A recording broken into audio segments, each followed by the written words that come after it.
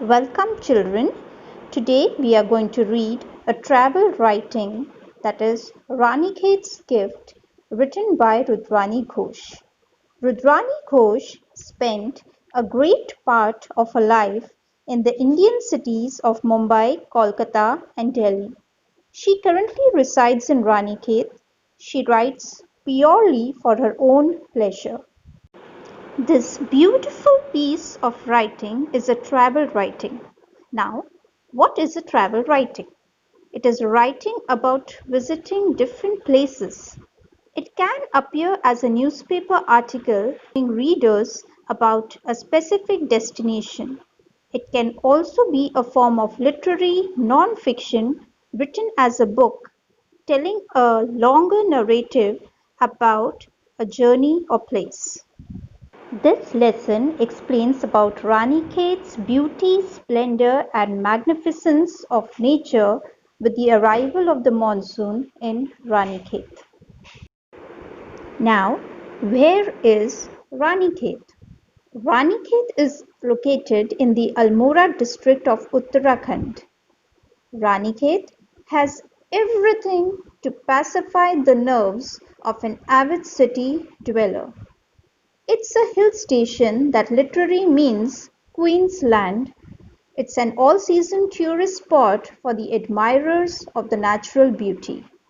Other than that, we get to see the open green grasslands, tall coniferous trees, peaceful surroundings, and impressive hilly regions. Ranikhet is a place that reflects the best of the great Himalayas. Before reading this beautiful piece of writing by Rudrani Ghosh, I want you to recollect any such memory of yours when you were outdoors, either inspired or frightened by nature.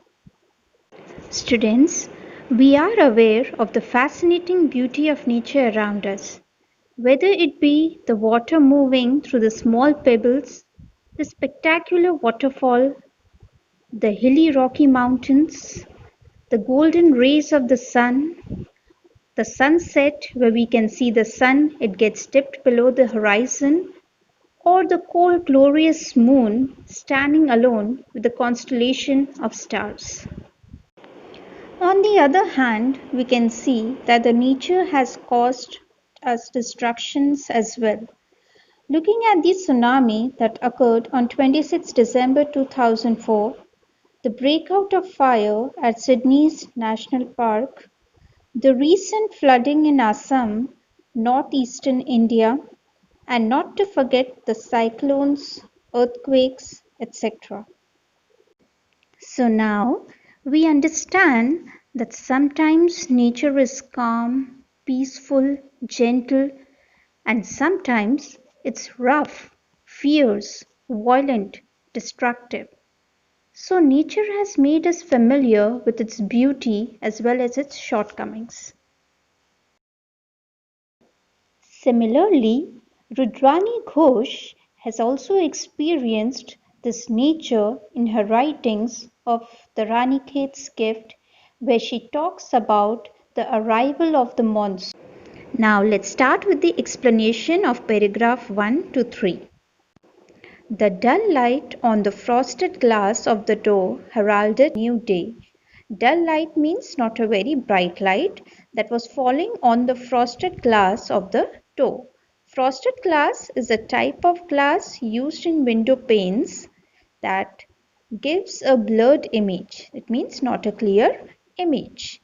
And it heralded, that means announced the coming of a new day.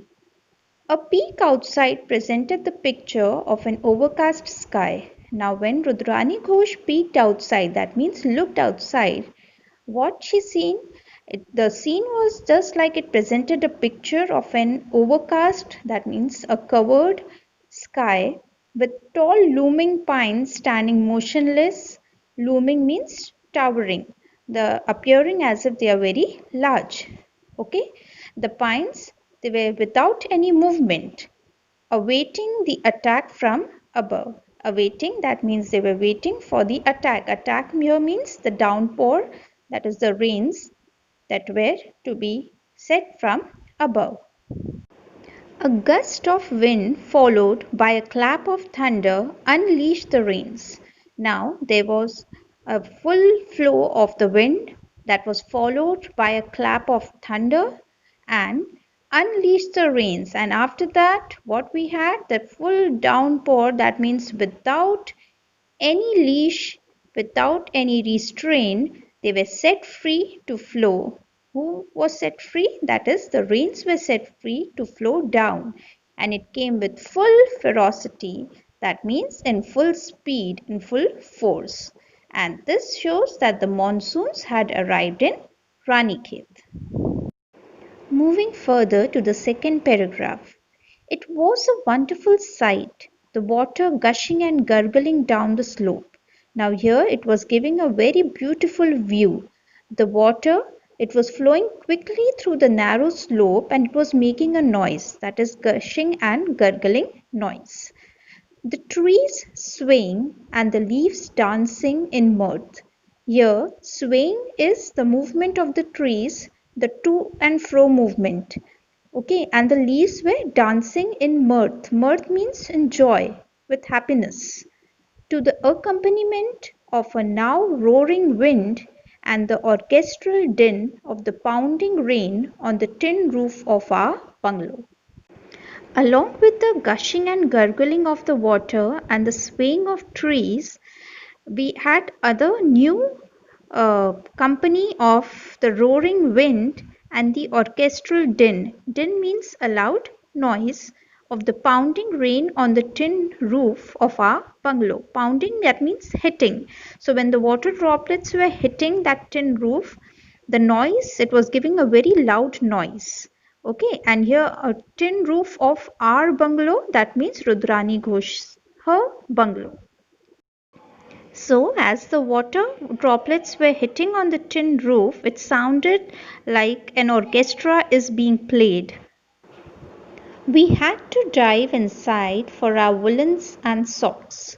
Now here we is referred to Rudrani Ghosh and her other members of the family. So they all dived inside to wear the woolens and the socks. So with this we can understand that when the monsoon arrives there in the hilly terrains, it gets very cold. So here they had to wear extra woolens and socks to keep themselves warm. The noise grew louder and louder as white marbles of hail came dashing down to earth.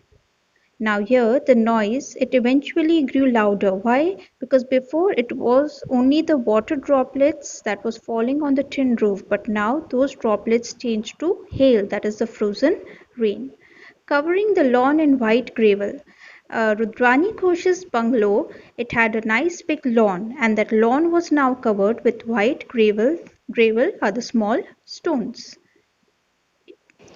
It rained incessantly for a couple of hours and then a sudden calm descended over the hills.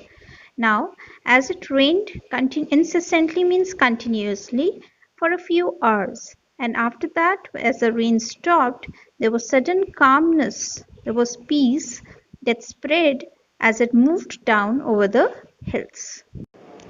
So the new words that we learnt in this paragraph are mirth, that means happiness and laughter, din, it means loud noise, and incessantly, that means continuously. Rudrani Ghosh has used many adjectives in this paragraph. Along with that, she has also used personification.